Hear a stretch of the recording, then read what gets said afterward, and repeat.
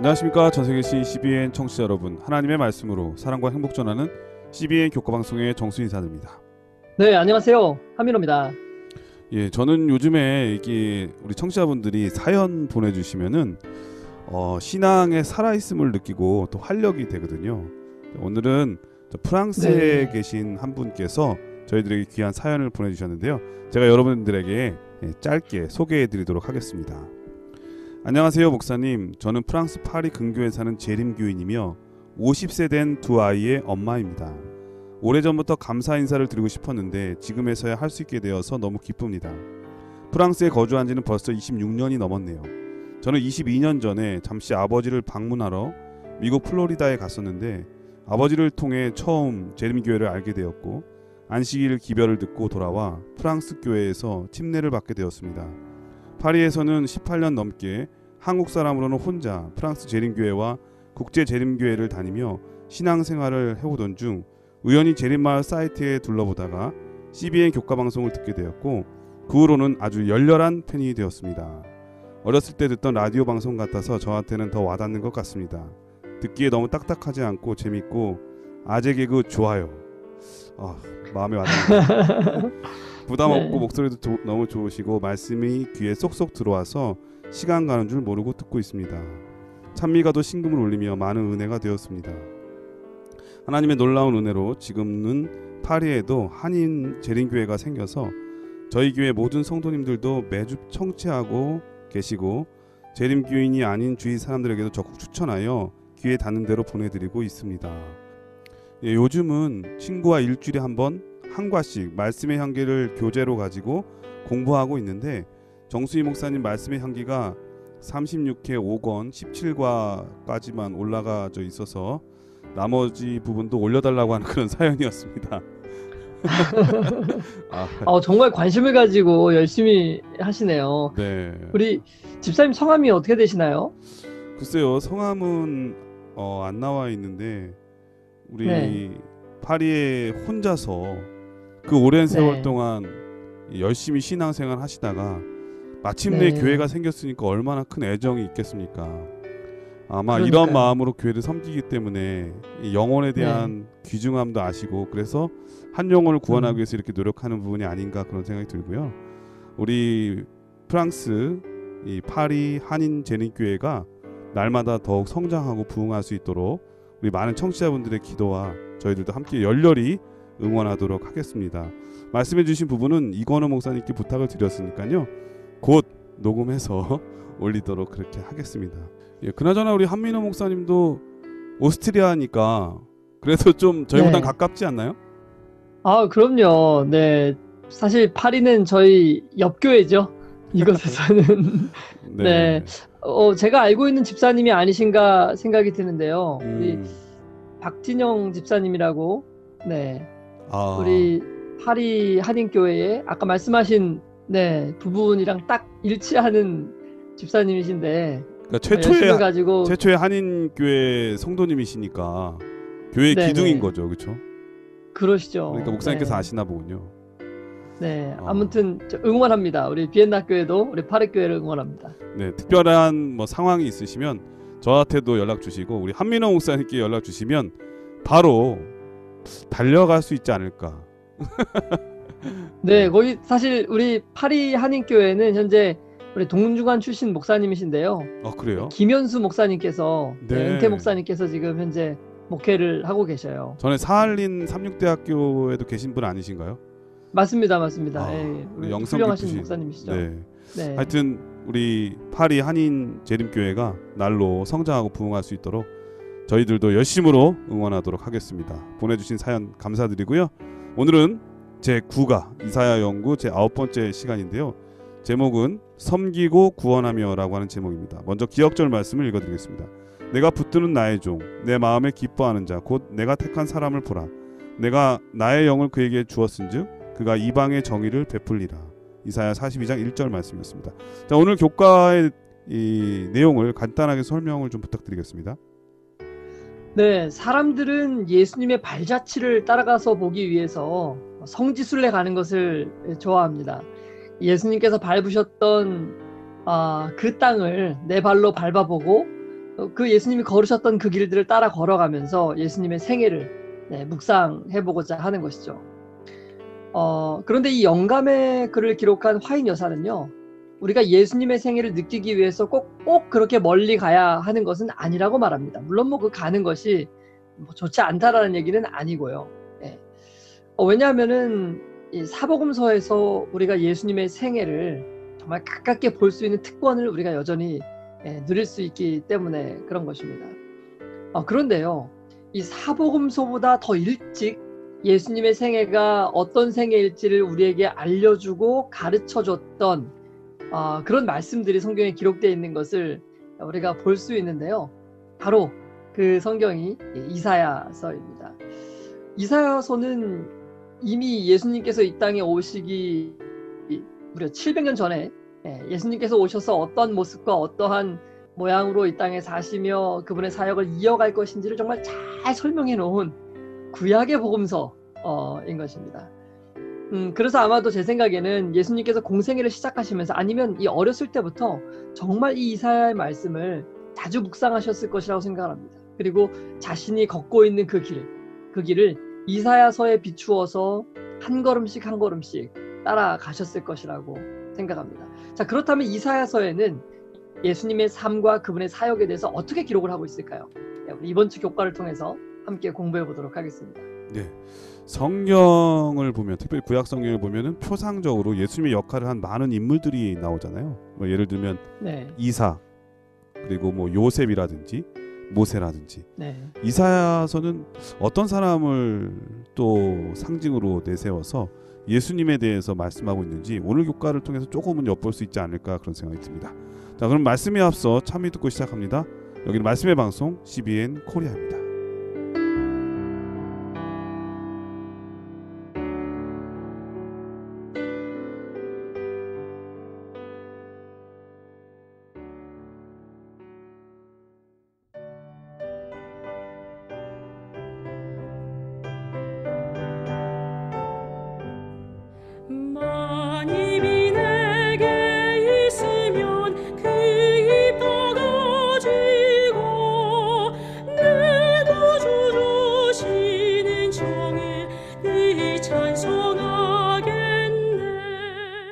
예, 참미 잘 들었습니다.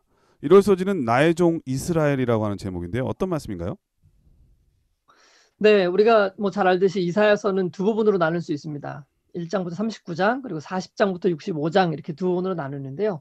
특별히 이 후반부에 41장부터 이제 등장하는 독특한 표현이 하나가 있습니다. 그게 뭐냐면 바로 나의 종이라는 표현인데요.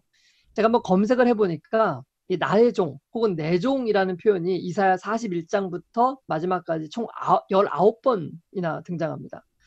적은 숫자가 아니거든요.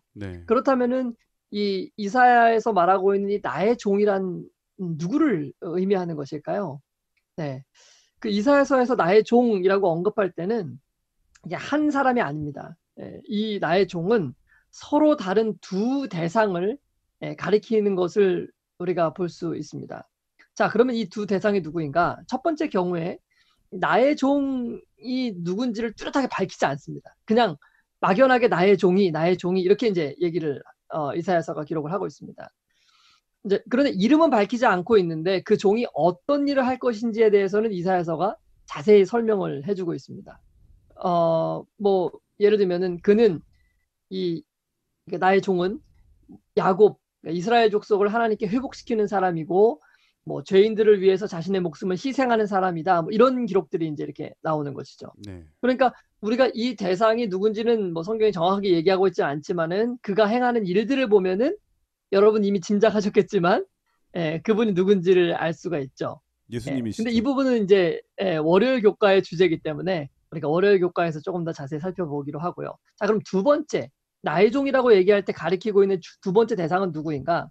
이 대상은 바로 야곱 혹은 이스라엘 민족, 그러니까 야곱의 후손 이스라엘 민족을 얘기를 하고 있는 것입니다. 그래서 하나님께서는 야곱의 후손들을 부르실 때, 이스라엘 백성들을 부르실 때 나의 종이라는 표현을 여러 번 사용하시는 것을 볼 수 있습니다. 자, 대표적인 것이 이사야 44장 1절의 말씀입니다. 나의 종 야곱, 나의 택한 이스라엘아, 이제 들으라. 네, 그리고 이사야 45장 4절도 좀 읽어주시죠. 내가 나의 종 야곱 나의 택한 이스라엘을 위하여 너를 지명하여 불렀나니 너는 나를 알지 못하였을지라도 나는 내게 칭호를 주었노라. 네, 자, 우리가 다 아는 것처럼 이 이스라엘이라는 이름은 그 야곱이 받았던 새로운 이름입니다. 원래 이름이 야곱이었는데 하나님께서 야곱에게 새롭게 이름을 주신 이름이 이스라엘이죠. 야곱이 야복강가에서 하나님과 투쟁의 밤을 보내고 승리하였을 때 하나님께서 야곱에게 이제는 속이는 자라는 이름 말고 새로운 이름, 하나님과 더불어 겨루어 이겼다는 이름의 이스라엘이라는 이름을 이 야곱에게 주신 것이죠. 그래서 그 뒤로 야곱의 모든 후손들, 야곱의 12아들 있지 않습니까? 네. 그 12아들의 모든 후손들을 이스라엘이라고 부르게 된 네. 것입니다. 그리고 영적 이스라엘도 이스라엘이라는 이름을 갖는 거죠. 그러니까 그렇죠. 하나님의 자녀들은 네, 다 승리자가 된 거예요, 이미. 맞습니다. 네, 맞습니다. 자, 그러므로 이사야서에 언급된 이 나의 종이라는 이 첫 번째 나의 종이 가리키는 대상은 바로 한 개인, 아까 우리가 얘기했죠, 잠깐. 네. 누군지는 월요일 날 좀 더 공부하겠습니다. 네. 둘째로는 야곱의 후손들, 즉 이스라엘 백성들을 가리키고 있는 말입니다. 자, 그런데 우리가 여기서 한 가지 주목해 봐야 될 부분은 자, 이사야가 활동하고 이 글을 쓸 때는요. 이사야는 이 남방 유다에서 활동했던 선지자잖아요. 그리고 이제 거의 이사야가 활동할 때쯤 돼서는 북방 이스라엘이 거의 멸망했고 어쩌면 이 글을 쓰고 있는 이 시점에서는 북방 이스라엘은 이미 아수르의 멸망을 완전히 당해서 없어져 버린 후일 수도 있습니다.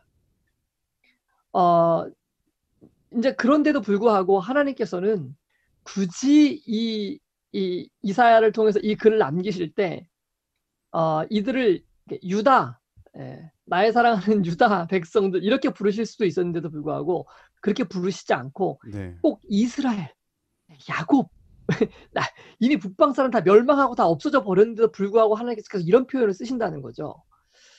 자, 이것을 보면서 하나님께서는 그렇게 패역하여 멸망을 당한 이 북방의 민족들도 그리고 반역적인 남방의 유다도 모두 나의 종, 내 사랑하는 나의 종.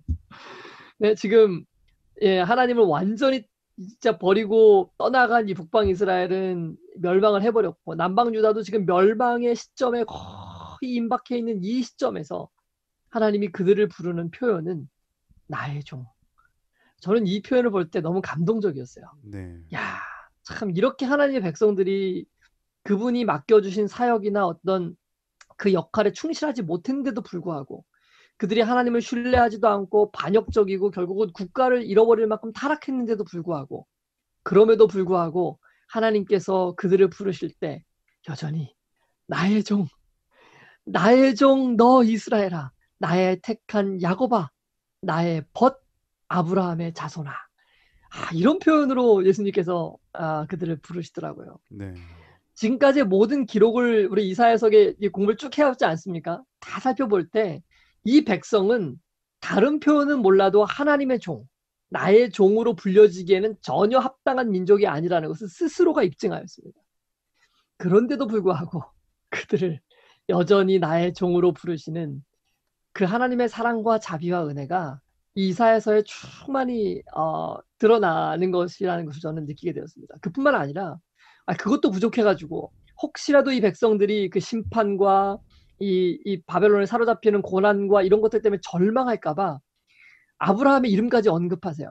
나의 벗, 나의 벗, 내가 가장 사랑했던 그 벗 아브라함의 자손들 아니냐 너희들이. 너희들이 나의 친구 아브라함의 그 후손들이 아니냐. 너희는 매우 특별한 위치에 있는 사람들이다. 나는 너희를 매우 사랑한다. 이것이 이사야서에서 하나님께서 우리에게 말씀하시는 그 말씀이 아니겠습니까? 네. 그래서 우리는 이 일요일 교과를 통해서 나의 종이라는 표현 그리고 나의 벗 아브라함의 자손이라는 이런 표현들을 통해서 패역한 백성들을 여전히 사랑하시는 그 하나님의 은혜와 사랑을 보게 되는 것입니다. 예, 1월 소지는 나의 종 이스라엘이라고 하는 제목이었는데요. 하나님께서 우리를 나의 벗, 나의 친구라고 불러주신 것은 정말 은혜 중에 은혜인 것 같습니다. 우리는 그분을 날마다 기억하지도 않고 자주 하나님의 마음을 아프게 하는데도 불구하고 하나님께서는 우리를 그렇게 가까이 또 친구의 이름으로 불러주신 거는 너무 큰 축복이 아닌가 그런 생각이 듭니다.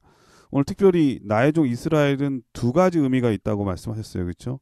한 사람은 개인적인 네, 우리 예수님을 나타내고 다른 한 것은 복수의 의미로 큰 민족을 말하는데 이거는 뭐 혈통적인 의미라기보다는 하나님을 아버지로 섬기는 모든 사람에게 영적 아브라함의 후손이라고 하는 것을 말씀해 주고 있는 것 같습니다.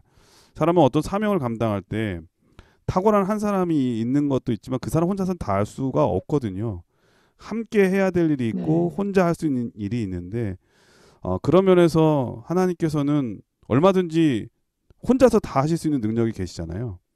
그럼에도 불구하고 네, 하나님의 사역을 같이 할 수 있도록 친구로 우리들을 불러주셔서 그분의 사명을 함께 할 수 있도록 불러주신 그 하나님의 부르심, 나의 종 이스라엘이라고 하는 이름과 또 우리의 으뜸 되시는 지도자 예수 그리스도를 택하여 주셨다고 하는 사실을 오늘 배울 수가 있었습니다. 월요소지는 이름이 밝혀지지 않은 종이라고 하는 제목인데 어떤 말씀인가요?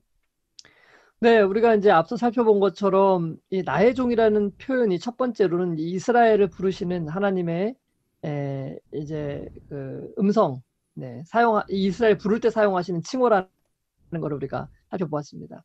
그리고 두 번째로는 이 용어는 어떤 한 사람에게 적용이 되는데, 자, 그 사람에 대한 예가 이사야 52장 13절에 나옵니다. 목사님 읽어주시죠.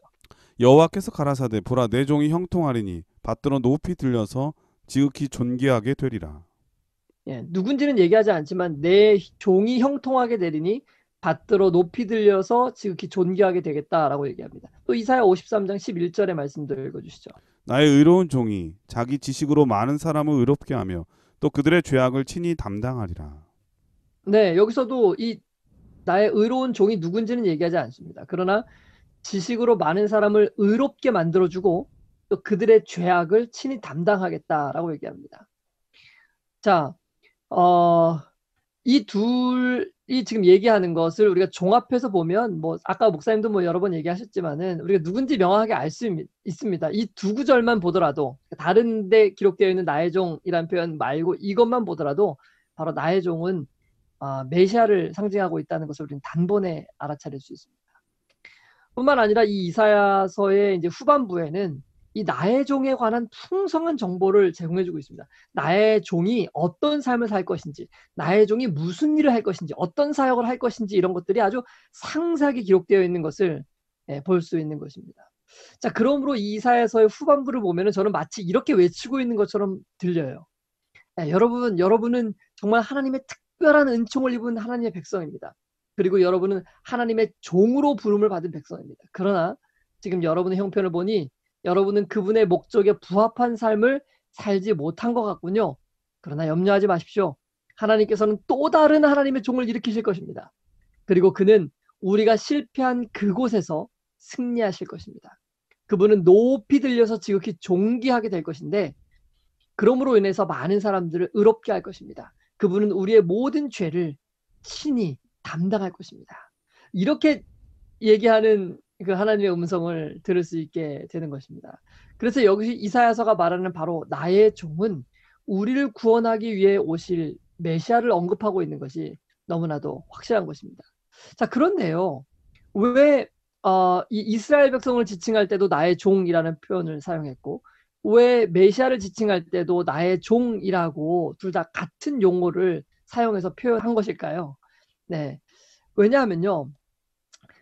첫째 아담. 첫째 아담 나의 종입니다. 네, 하나님의 백성이었죠. 아담이 하나님의 백성, 하나님의 자녀가 아니었습니까? 그 자녀가 에덴 동산에서 하나님의 종이었는데 온전한 의를 이루는 데 실패하였습니다.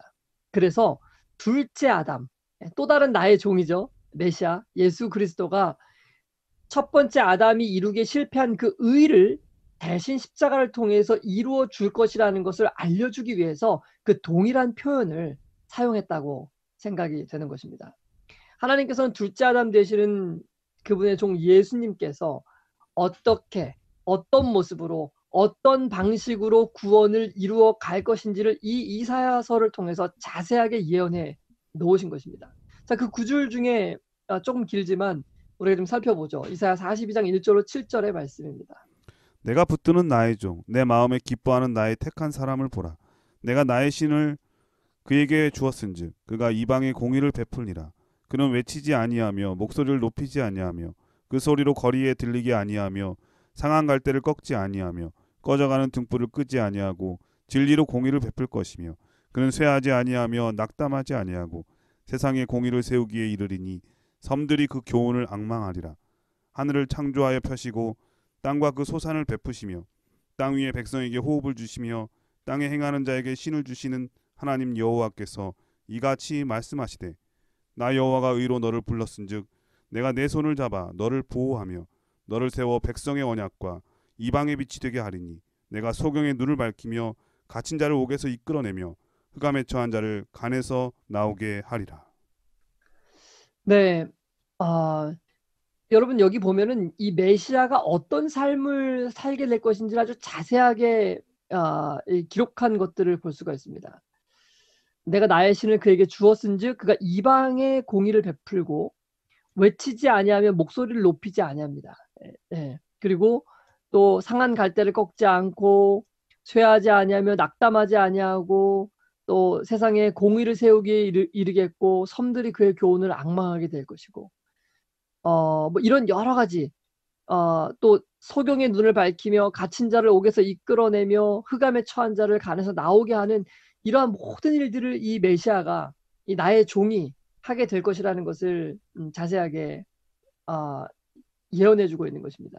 그래서요, 이 신약의 복음서 기자들이 예수 그리스도를 메시아로 확신할 수 있었던 이유는 바로 예수님께서 이미 이사야서에 예언되었던 구약에 예언되었던 그 모든 예언들을 정확하게 이루는 삶들을 살아내셨기 때문에 그들은 예수님이 메시아라는 것을 분명히 깨달을 알 수 있었던 것이죠. 그래서 마태복음 12장 17절로 22절에 보면 이 복음서 기자가 레위 마태가 이것을 기록하면서 예수님에 대해서 메시아에 대해서 이렇게 기록을 하고 있는 것입니다. 목사님 읽어주시죠. 이는 선지자 이사야로 말씀하신 바 보라 나의 택한 종 곧 내 마음에 기뻐하는 바 나의 사랑하는 자로다. 내가 내 성령을 줄 터이니 그가 심판을 이방에 알게 하리라. 그가 다투지도 아니하며 들레지도 아니하리니 아무도 길에서 그 소리를 듣지 못하리라. 상한 갈대를 꺾지 아니하며 꺼져가는 심지를 끄지 아니하기를 심판하여 이길 때까지 하리니 또한 이방들이 그 이름을 바라리라 함을 이루려 하심이니라. 네, 그러니까 마태는 이사야서에 예언되었던 이분의 삶이 실제로 신약 시대에 와서 정확하게 예수님의 삶을 통하여 이루어졌다는 것을 증명하고 있는 것입니다. 자, 이 얼마나 정확한 예언의 성취입니까? 예수님께서 태어나시기 무려 한 700년 전에 이 메시아가 어떤 사역을 행할 것인지를 이사야서를 통해서 정확하게 그려주고 있는데, 바로 이 나의 종으로서의 그 사역과 모습들을 정확하게 예언해주고 있는 것입니다. 자, 그런데 왜 하나님께서는 예수님을 나의 종이라고 언급하셨을까? 왜냐하면요, 두 가지 이유가 있는데 예수님의 생애가 바로 종과 같은 생애였기 때문에 그렇습니다. 첫 번째로 그분은 이 땅에서 자신의 삶을 살지 않고 오직 아버지의 뜻만을 이루는 삶을 사셨습니다. 그러니까 아버지의 종입니다. 종은 주인이 시키는 대로 하는 게 종이죠. 자기 마음대로 하는 것은 종이 아닙니다. 하나님께서 바라시고 하나님께서 뜻하시는 것들을 예수님께서는 오로지 100% 그것들에 순종하며 이루어내신 삶이 바로 이 하나님의 종으로서의 삶이었습니다. 두 번째로 그분은 이 땅에서 수건을 허리에 두르시고 종의 모본을 온전히 보여주신 분이었습니다. 자, 성경의 예언이 정말 놀랍지 않습니까? 뿐만 아니라 모든 예언의 말씀대로 예수님께서 이 이사야의 말씀대로 사시고 또 승리하셨다는 것은 우리에게 더욱더 놀라운 일이 아닐 수 없는 것입니다. 여러분, 이러한 이사야서의 예언을 통해서 우리는 그 모든 예언들을 성취하신 예수 그리스도의 복음의 생애를 이미 신약 성경이 기록되기 700년 전의 기록을 통해서 우리는 자세하게 또 보고 깨달아 알 수 있는 것입니다. 예, 월요일 소지는 이름이 밝혀지지 않은 종이라고 하는 제목인데 이사야서는 비록 이름을 밝히지 않았지만 비슷한 이사야가 이제 39장까지는 이제 앞부분이고 40장부터 뒷부분이잖아요. 네. 묘하게도 그 비슷한 위치에 있는 마태복음에서 이분이 어떤 분이라고 하는 것을 분명하게 밝혀내셨죠. 마태복음 12장에 보면은 이사야 이 부분을 인용하셔서 이분이 바로 예수 그리스도라고 하는 것을 누구든지 알 수 있게 해주신 것 같습니다. 근데 저는 네, 되게 인상적인 게 네, 어떤 거였는가 하면 그 마태복음 12장의 이 부분을 인용하기 전에 바로 앞서 네, 어떤 일이 있었는가 하면 예수님께서 안식일에 한편 손 마른 자를 고쳐주신 일을 볼 수가 있어요. 네, 그랬더니 이제 많은 사람들이 주변에 있던 음, 이 유대인들이 또 바리새인들이 예수님을 안식일에 선을 행했다고 해서 안식을 범했다고 해가지고 따지러 오잖아요. 그래서 네, 그때에 바로 예수님께서 이 말씀을 인용하시면서 안식일이 어떤 날이라고 하는 것, 그리고 그분께서 왜 오셨는지에 대한 말씀을 해주시거든요. 그러므로 네, 저는 이 안식일은 매우 특별한 의미가 있다는 생각이 듭니다. 특별히 죄 아래 사는 우리들, 구원이 필요한 우리들에게 이 안식일은 구원자를 생각할 수 있는 너무나 좋은 날. 그 이름이 밝혀지지 않았다고 되어 있지만 우리 마음에는 분명하게 새겨지는 날이 바로 안식일이 아닌가 그런 생각을 하게 됐습니다. 자, 화요일 소지는 페르시아인 메시아라고 하는 제목인데요. 어떤 말씀인가요? 네. 이번 화요일 교과에서는 이 메시아에 관한 조금 독특한 예언을 좀 저희가 살펴볼 텐데요. 먼저 성경 말씀을 좀 읽어드립니다. 이사야 44장 26절로 28절에 있는 말씀입니다. 내 종의 말을 응하게 하며 내 사자의 모략을 성취하게 하며 예루살렘에 대하여는 이르기를 거기 사람이 살리라 하며 유다 성읍들에 대하여는 이르기를 중건될 것이라 내가 그 황폐한 곳들을 복구시키리라 하며 기품에 대하여는 이르기를 마르라 내가 내 강물들을 마르게 하리라 하며 고레스에 대하여는 이르기를 그는 나의 목자라 나의 모든 기쁨을 성취하리라 하며 예루살렘에 대하여는 이르기를 중건되리라 하며 성전에 대하여는 이르기를 내 기초가 세움이 되리라 하는 자니라. 네. 하나님께서 성경을 우리에게 주신 중요한 목적이 무엇일까?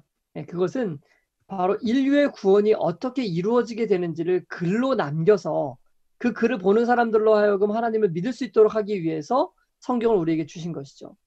자, 그렇기 때문에 하나님께서는 메시아가 어떻게 이 땅에 오실 것인지, 또 어떤 삶을 살 것인지, 어떻게 죽게 될 것인지 이런 것들을 성경에 이미 자세하게 예언해 주시고 그 예언대로 성취된 삶을 살았던 그 사람이 메시아라는 것을 우리에게 분명히 알려주는 것이 이 성경의 목적입니다. 그래서 그렇게 성취된 삶을 살았던 그 한 분 예수님에 대한 믿음을 가질 수 있도록 하게 하는 것이 성경이죠. 자, 그런데요. 그렇게 이제 메시아가 앞으로 어떻게 활동하고 어떻게 생애하고 어떻게 사역할 것인지를 예언하는 방법으로서 하나님께서 택하신 것이 무엇이냐면 이 이스라엘 백성들의 역사입니다. 그러니까 이스라엘 백성들의 역사적인 사건 속의 어떤 사건들, 역사 속의 어떤 사건들을 상징으로 택하셔가지고 그 상징물로 통해서 예수님이 어떤 사역을 할 것이며 어떻게 오실 것이며 무슨 일을 행할 것인지를 알려주고 있는 것입니다. 예를 들면은 여러분 출애굽할 때 유월절 사건이 있지 않았습니까? 그래서 그 유월절날 양을 잡고 피를 좌우 임방과 설주에 바르게 하셨습니다. 그렇게 하심으로 예수님께서는 그 사건 속에 앞으로 2000년 후에 그때는 2000년 후가 아니죠. 1500년 후에 예수님께서 십자가에 달려 돌아가심으로 우리를 구원해 주실 것이라는 것을 예언토록 하신 것입니다. 또한 모세를 통해서 한 사람을 통해서 모세가 이스라엘 백성들을 구원해 내는 것을 바로 예수님께서 범죄한 인류를 구원해 내시는 상징물로 사용하시고 그런 예언들을 그 속에 포함시켜 놓으신 것들을 우리가 볼 수 있는 것입니다. 이와 같이 하나님은 이 메시아가 어떻게 이 땅에 올 것인지에 대한 예언을 이스라엘에게 있어서 가장 중요한 역사적인 사건, 즉 출애굽이라는 정말 엄청난 사건 속의 상징으로 기억하도록 그 안에 딱 넣어놓으신 것입니다. 그렇게 해서 이스라엘 백성들이 존속하는 한 그들의 광목절과 같은 이 유월절을 기념하게 되고 그들이 이것을 기념하게 될 때마다 메시아에 대한 예언이 항상 상기되도록 하는 것이 하나님의 뜻이었던 것입니다. 자, 그런데요.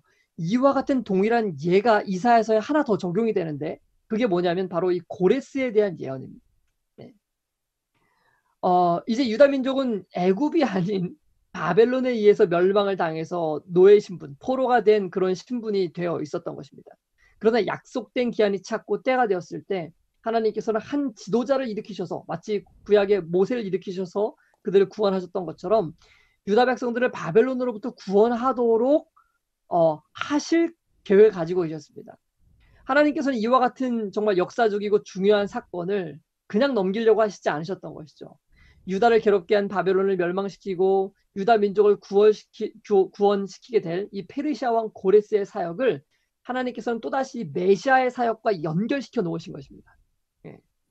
그래서 역사적인 사건 속에서 이사야서를 통해서 이 고레스라는 한 사람을 등장시켜서 이 사람을 통해서 유다 백성들을 해방시켜주고 그 사건이 바로 이 땅에서 훗날 메시아가 우리를 죄악 가운데서 구원해줄 사건이라는 것을 표상하도록 그렇게 인도하셨고 그것을 성경에 이사야서를 통해서 기록하게 하신 것입니다. 네, 실제로 예레미야는 그 포로로 잡혀갈 때 70년 만에 돌아올 것에 대한 예언을 했잖아요. 그래서 그렇죠. 다니엘은 그것 때문에 또 열심히 예루살렘을 향해서 기도를 했고요. 그런데 네, 그 일의 성취를 바로 이 고레스가 해줬잖아요. 그죠? 맞습니다. 네, 네, 그렇기 때문에 그는 하나님의 일을 너무 잘 성취시킨 그러한 역사적인 인물이었던 것 같아요. 맞습니다. 그래서 사실 이 고레스가 등장하기 전부터 하나님께서 이사야를 통해서 앞으로 훗날 이스라엘 백성들이 이 처한 환경, 바벨론에 종속되어 있는 이 노예 상황 가운데서 어떻게 바벨론이 멸망을 당하고 구세주가 나타나서 그 구세주가 고레스죠, 그죠? 네, 어떻게 그들을 해방시키고 본국으로 다시 돌아갈 건지를 기록하심으로써 그것을 무슨 상징으로 삼으셨느냐? 바로 이 땅에 이제 하나님의 백성들이 예수 그리스도라는 왕 되시는 분을 통해서 우리가 죄로부터 구원을 받고 하늘 가나안에 들어가게 될 것이라는 것을, 거기로 다시 회복해서 들어가게 될 것이라는 것을 상징하는 예언으로서 이사야서에 기록을 해 예. 두셨다는 것입니다. 마치 네. 구약 인물들 중에 요셉처럼 말이죠. 예, 그렇죠. 그의 삶의 과정 요셉처럼 부분 모세처럼. 부분이 네. 바로 예수님을 상징하고 또 네. 아브라함의 독생자 이삭도 그런 네. 역할을 또 했고요. 그래서 이 고레스도 아마 맞습니다. 충분히 그런 역할을 했기 때문에 네. 예수님의 그러한 표상으로 그런 네. 인물로서 사용된 게 아닌가 그런 생각이 드네요. 맞습니다. 그래서 훗날 이제 바벨론으로 돌아가서 그 유다 바벨론에서 유다로 돌아가서 백성들이 살면서 성전을 짓고 또 이런 말씀들을 살펴보면서 그들은 이제 자녀들에게 그렇게 가르쳤겠죠. 우리가 바벨론에 포로로 잡혀갔을 때 고레스 왕이 우리를 구원하고 다시 본국으로 돌아가서 성전을 짓고 살게 해주셨던 것처럼 예수 그리스도께서 이 땅에 오셔서 십자가에 달려 돌아가심으로 우리를 구원하시고 우리를 하늘 가나안으로 다시 데려가 가실 것이란다라는 것들을 이제 가르치는 비유로서 그 자녀들에게 교육할 수 있었을 예. 것입니다. 또한 그걸 넘어서서 네, 성경에 보면은 마지막 때의 그 사단의 세력을 바벨론으로 표현하고 있잖아요. 맞습니다. 이 바벨론도 네, 바로 똑같이 이 페르시아의 왕이었던 고레스에서 멸망당한 것처럼 예수님에 네, 의해서 영적 바벨론이 무너지고 그 네, 구원자를 통해서 예배가 회복이 되고 성전이 건축되고 네. 하나님의 자녀들이 고향으로 돌아오게 되는 놀라운 역사가 영적으로도 똑같이 적용될 수 있다는 생각이 드네요. 맞습니다. 사실 이제 그 부분이 요한계시록 16장에 기록이 되어 있거든요. 목사님 좀 이 부분을 읽어주시면 좋을 것 같습니다. 요한계시록 16장 12절의 말씀입니다. 또 여섯째가 그 대접을 큰 강 유프라테의 소돔에 강물이 말라서 동방에서 오는 왕들의 길이 예비되더라. 네, 이 말씀은 예수님의 재림 직전에 있을 7재앙의 사건들 중에 하나인데요. 여섯째 재앙, 그러니까 여섯째 대접을 쏟을 때 유브라데 강이 말라 버릴 것이다라고 예언하고 있습니다. 뭐 여러분 잘 아시는 것처럼 이 고레스가 바벨론을 정복할 때 유브라데 강 상류를 이렇게 틀지 않습니까? 그래서 이제 물이 말라서 결국은 바벨론에 손쉽게 정복할 수 있게 되었는데요. 이 마지막 날 이제 이 땅 사단의 왕국 바벨론 왕국이 멸망하고 하나님의 나라가 도래하기 위해서 동일한 사건이 펼쳐질 것을 이야기하고 있는 것입니다. 먼저 이 강물이 말라지게 되는 것입니다. 사단의 모든 세력들이 파해지게 되고 또 하나님의 기별이 세상 끝까지 전해지게 되는 그런 놀라운 역사들을 통해서 예수님의 다시 오심이 준비될 것을 지금 예언해 놓고 있는 것입니다.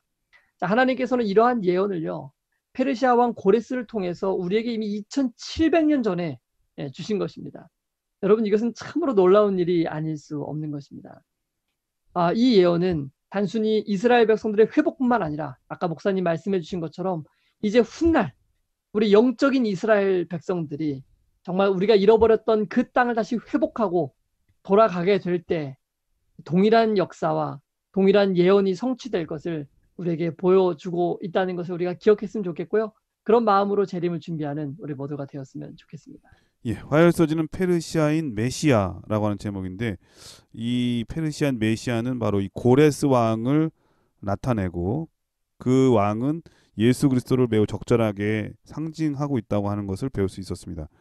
사실 이 고대 거대한 제국들 있잖아요. 뭐 아수르나 바벨론 이런 정복 국가들 제국들은 그 정복군주는 각 세계 지역에 정복할 때마다 그 지역의 신을 이긴 사람이라고 하는 특별한 칭호를 가졌거든요. 그렇기 네, 때문에 자기 자신은 매우 특별한 사람인 거죠. 세상에 하나밖에 없는 스페셜 원이 되는 거죠. 그러니까는 네, 각 지역에 있는 신들을 섬긴 사람들은 가장 좋은 것들을 신들에게 바쳤잖아요. 그러니까 네, 그 신들에 있는 부하들을 다 자기 신전에다가 모았잖아요. 세상에 음, 제일 좋은 건 다 자기가 가진 거예요. 그리고 나는 거기 위에 군림하는 특별한 스페셜 원인 거죠. 얼마나 네, 교만한 겁니까? 근데 참 안타깝게도 제일 좋은 것들을 다 한 곳에 모아놓으니까 그 나라가 망하면은 그 다음 사람은 특별히 딴 데에서 뭐 모을 필요가 없어요. 거기만 가지면 되니까. 네, 근데 저는 이렇게 성경의 역사를 보면서 하나님께서는 교만한 것을 너무 싫어하시잖아요. 네, 교만한 사람들은 항상 하나님과 충돌하게 돼 있는데 충돌하게 음, 되면 누가 망하게 되겠습니까? 교만한 자가 망하잖아요. 네, 그래서 성경 전 잠언의 말씀이 참 인상적인데 너는 범사의 그를 인정하라. 그리하면 그가 너의 길을 지도하시리라. 저는 영어 음, 성경을 뭐 영어를 잘 못합니다만은 제 영어 성경이 정말 감동 깊은 게 뭐라고 돼 있냐면 He will 네, make your way라고 돼 있어요. 어, 하나님께서 너에게 길을 준비하실 것이다, 만드실 것이다. 그 다음에 네, 스트레이트예요, 스트레이트. 이 어, 스트레이트라고 하는 거는 곧게, 뭐 네, 여러 가지 네, 의미가 있죠. 곧게도 네, 있지만 똑바른 길이니까 쉽잖아요. 쉬운 네, 길이기도 하고 빠른 길이기도 하고 평탄한 음, 길이기도 하고 좋은 길이기도 하고 저는 너무 좋은 말씀이라는 생각이 듭니다. 우리가 인생을 음, 살면서 얼마나 굴곡이 많고 어렵습니까? 그러나 하나님을 인정할 때 비로소 우리의 삶이 평편해지는 거죠. 평안을 얻게 음. 되는 거죠. 이러한 놀라운 축복이 여러분에게 있게 되기를 간절히 축원드립니다.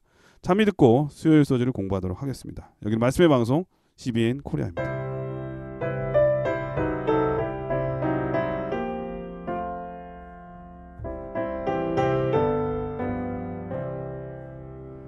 나의 참된 친구 되신 구주 예수, 너는 그의 사랑 알고 있느냐?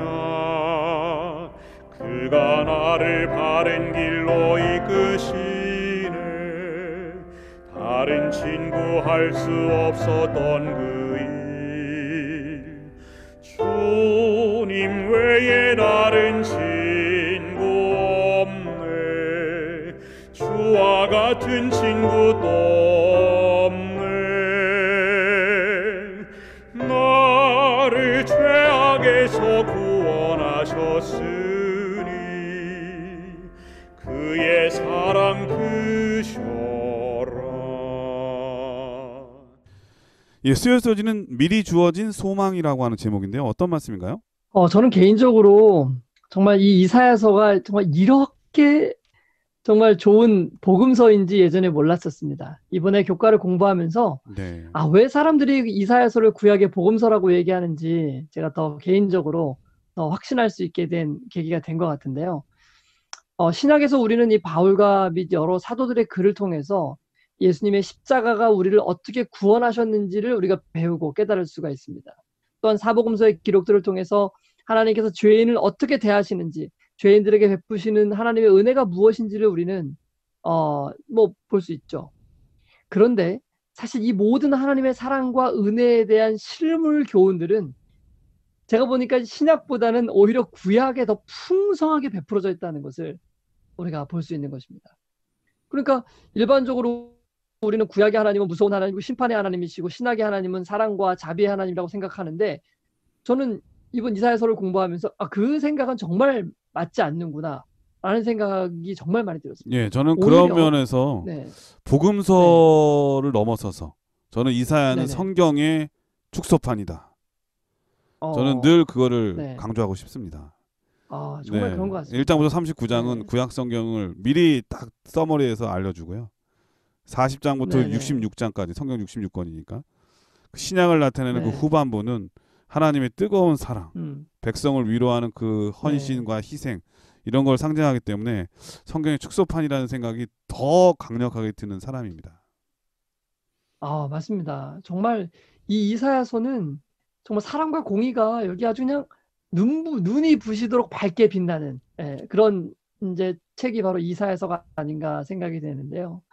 그런데 정말 우리는 일반적으로 이제 이 구약은 신약에 비해서 하나님의 사랑이 좀 덜 등장하고 나타나 있다고 생각하는 게 일반적인데 우리가 이 이사야서를 자세히 공부하면서 정말 이 하나님께서 이스라엘 백성들을 취급하시고 그들을 대하시는 그런 모습들, 거기서 우리는 하나님이 얼마나 사랑이 넘치고 자비와 인애와 노하기를 더디하시고 인자와 긍휼이 많으신 하나님인지를 우리는 수많은 사건들과 예시를 통해서 우리는 풍성하게 보게 되는 것입니다.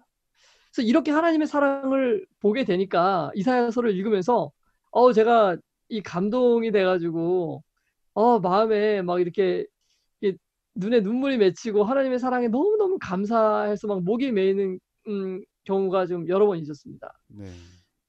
그 중에서 이제 몇 구절들을 좀 소개해 드리려고 그러는데 이런 구절들이 다 이사야서에 있었더라고요. 보니까요. 네. 이사야 41장 8절로 10절을 목사님 읽어 주시죠.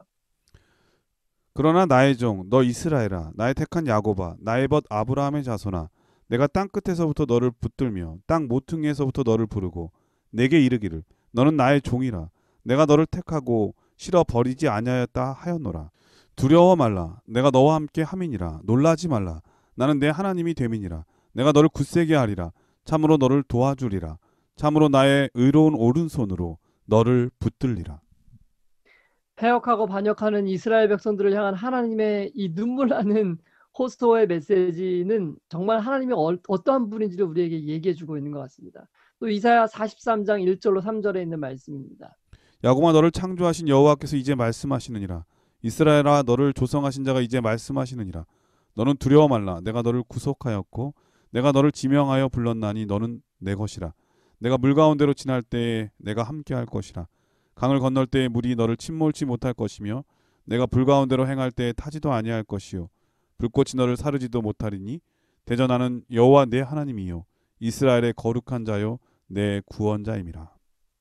여러분 이건 정말 찬양으로도 있는 구절 아닙니까?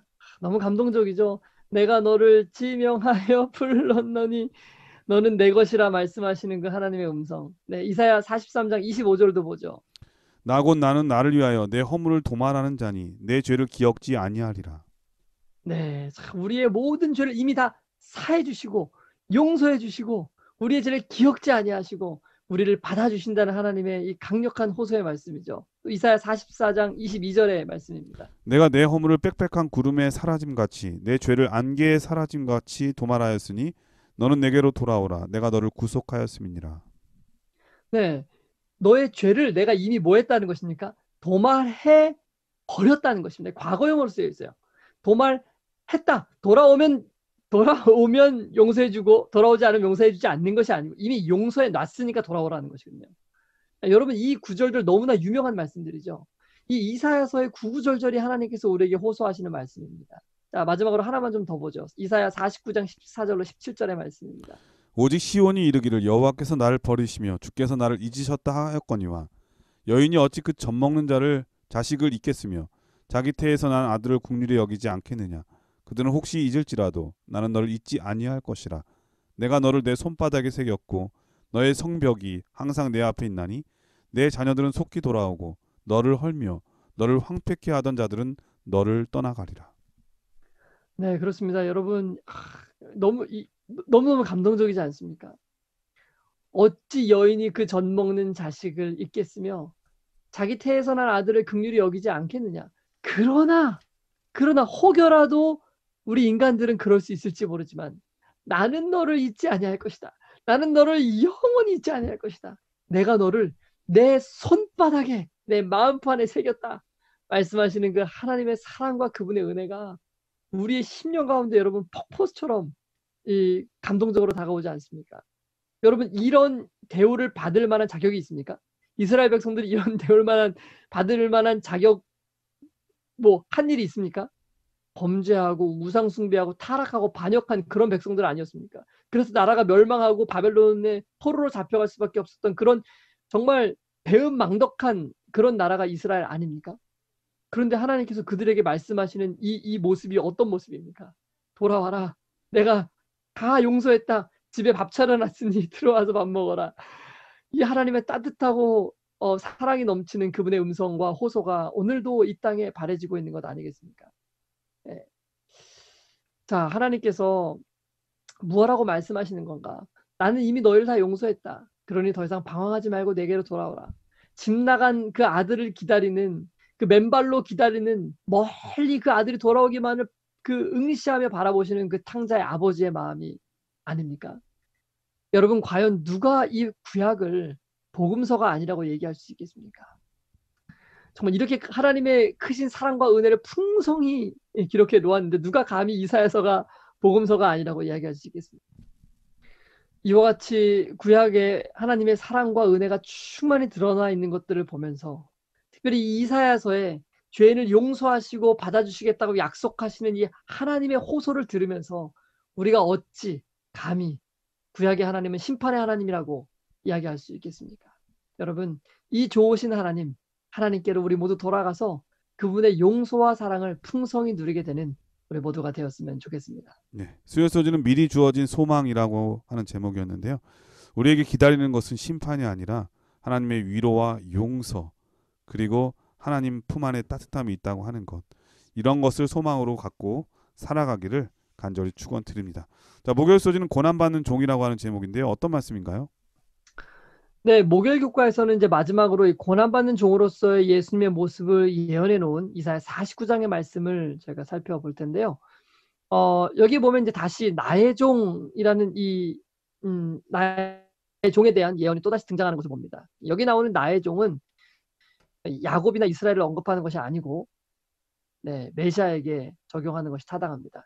자, 그렇다면 이 이사야 49장에 나타나고 있는 이 메시아에 대한 모습 어떻게 예언을 해놓고 있는가? 이것은 이제 우리가 공부해 봐야 될 부분입니다. 먼저 이사야 49장 4절의 말씀을 읽어드립니다. 그러나 나는 말하기를 내가 헛되이 수고하였으며 무익히 공연히 내 힘을 다하였다 하였도다. 네, 이건 메시아가 이제 고백하는 말입니다. 그러니까 메시아의 사역이 헛되이 수고한 것 같으며 무익히 공연히 힘을 다 쏟고 쓸데없는 일을 한 것처럼 보일 것이라는 것을 성경은 미리 예언해 놓고 있는 것입니다. 앞으로 이 땅에 와서 메시아가 일을 했는데 그 결과가 미미할 것처럼 보일 것이라고 이야기를 하고 있는 것이죠. 여러분 우리가 지금 이제 이사야서를 이렇게 공부하고 있지 않습니까? 교과 시간에도 공부하고 아마 개인적으로도 공부하실 텐데 지금으로부터 2000년 전에 예수님도 우리가 공부한 동일한 이 이사야서의 말씀을 예수님께서도 매일 묵상하시면서 이 예언들을 살펴보셨을 것입니다. 그때 예수님은 우리가 읽은 이 구절들을 어떻게 이해하셨을까요? 아마 예수님께서도 이 공생에 들어가면서 이사야 49장 4절 방금 전에 목사님께서 읽어주셨던 이 구절을 떠올리셨을지 않았을까 생각이 됩니다. 자신의 사역과 충성과 희생에도 불구하고 이 예언에 따르면 구원으로 나오는 숫자가 매우 적은 것을 예수님께서는 이 예언의 안목으로서 깨닫게 되셨을 것입니다. 그리고 사역이 진행됨에 따라서 실제로 이 사역의 결과가 정말 절망적일 때 예수님께서는 아마 이 이사야의 예언을 통해서 위안을 얻으셨을 것이라 생각이 됩니다. 자, 그런데 예수님께서 더욱 큰 위안을 얻으셨을 성경절은 바로 이 구절 다음에 나오는 성경절입니다. 6절로 7절에 있는 말씀 목사님 읽어주시면 감사하겠습니다. 그가 가라사대 내가 나의 종이 되어 야곱의 지파들을 일으키며 이스라엘 중에 보존된 자를 돌아오게 할 것은 오히려 경한 일이라. 내가 또 너로 이방의 빛을 삼아 나의 구원을 베풀어서 땅끝까지 이르게 하리라. 이스라엘의 구속자, 이스라엘의 거룩한 자이신 여호와께서 사람에게 멸시를 당하는 자, 백성에게 미움을 받는 자, 관원들에게 종이 된 자에게 이같이 이르시되 너를 보고 열왕이 일어서며 백성들이 경배하리니 이는 너를 택한 바 신실한 나의 여호와 이스라엘의 거룩한 자를 인함이니라. 네. 자, 여기 예언에 보면 뭐라고 기록해 놓고 있냐면은 물론 이제 그 결실이 미미할 것이라고도 얘기를 했지만은 그러나 이스라엘 백성들이 하나님께로 결국은 돌아오게 될 것이다. 하나님의 영적 이스라엘, 하나님을 신실히 따르는 자들, 그리고 여기 보면 보존된 자들이라고 되어 있는데 이게 남은 자를 얘기하는 것입니다. 이스라엘에 많은 사람들이 있을지라도 그 중에 남은 자만 돌아오리라고 이사야서는 얘기하고 있지 않습니까?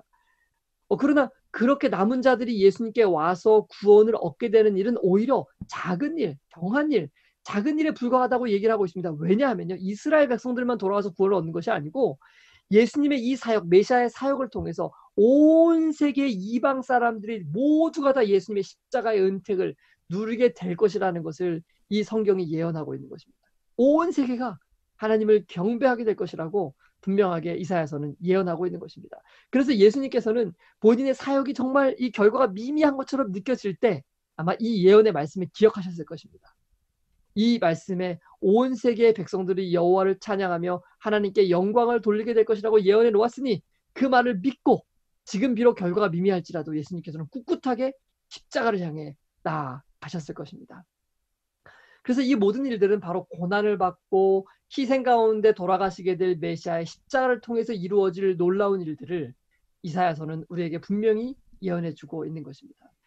예수님께서는 이 모든 결과들을 믿음의 눈으로 내다보셨을 것입니다.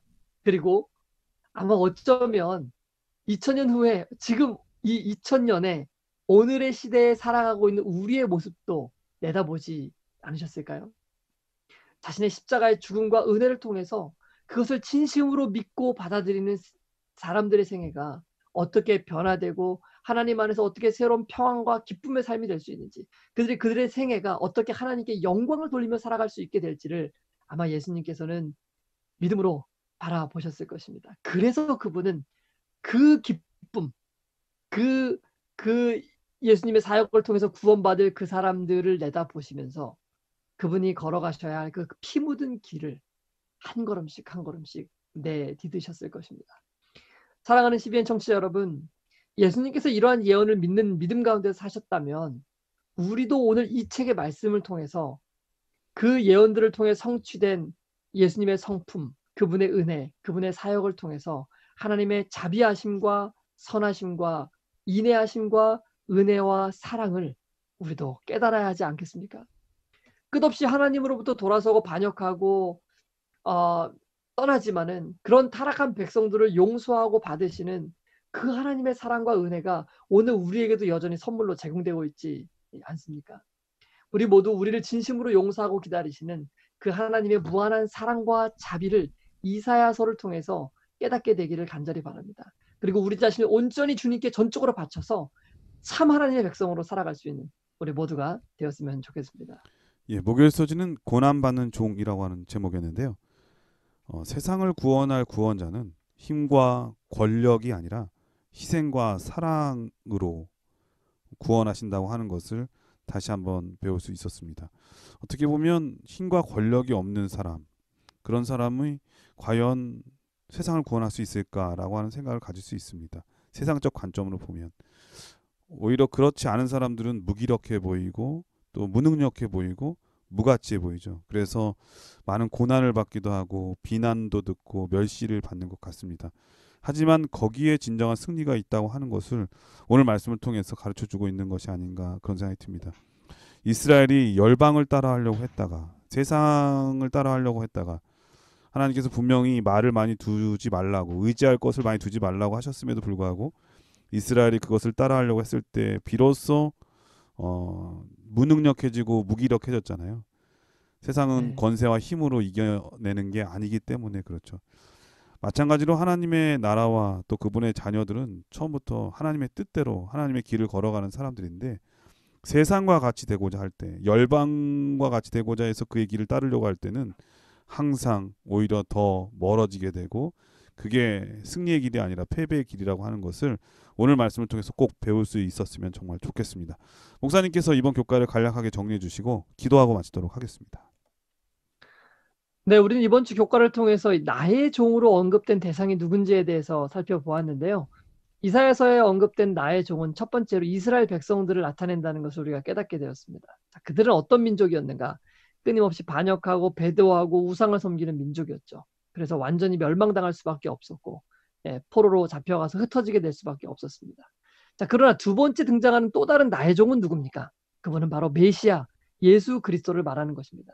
그러면 그 두 번째 나의 종 메시아는 무슨 일을 하셨습니까? 범죄하고 반역하고 배반한 백성들을 대신해서 온전한 의를 이루어내신 분입니다. 그러나 백성들은 여전히 그를 배척하고 공격하였죠. 심지어는 십자가에 달아 죽이기까지 하였던 것입니다.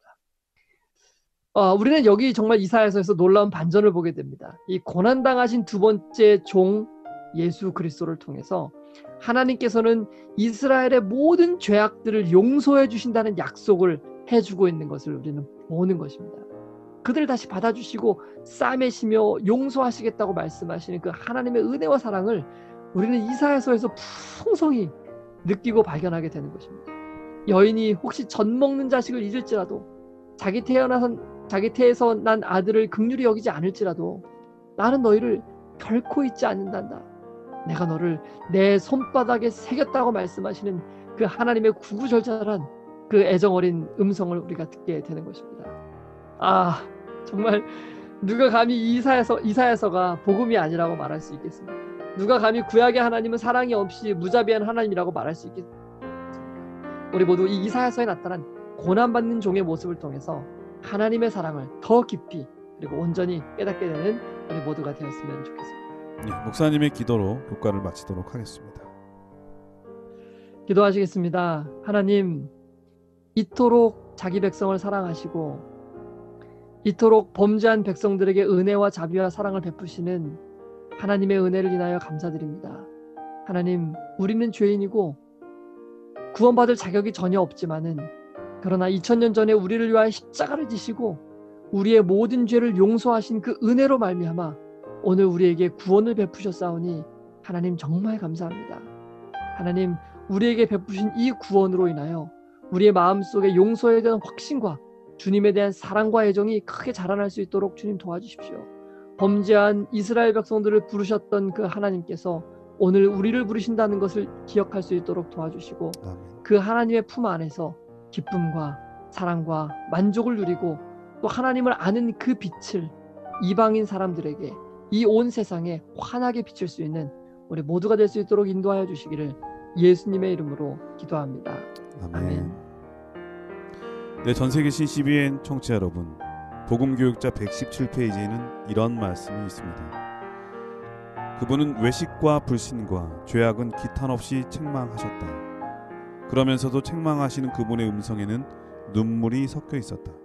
그분은 언제나 그 속에 인류에 대한 깊은 사랑을 나타내 보이셨다. 그분의 목전에는 모든 영혼이 다 귀중하였다. 귀중한 여러분들을 진심으로 응원합니다. 한 주일 동안 건강하시고요. 저희는 다음 주에 더 좋은 모습으로 찾아뵙도록 하겠습니다. 안녕히 계십시오. 안녕히 계세요.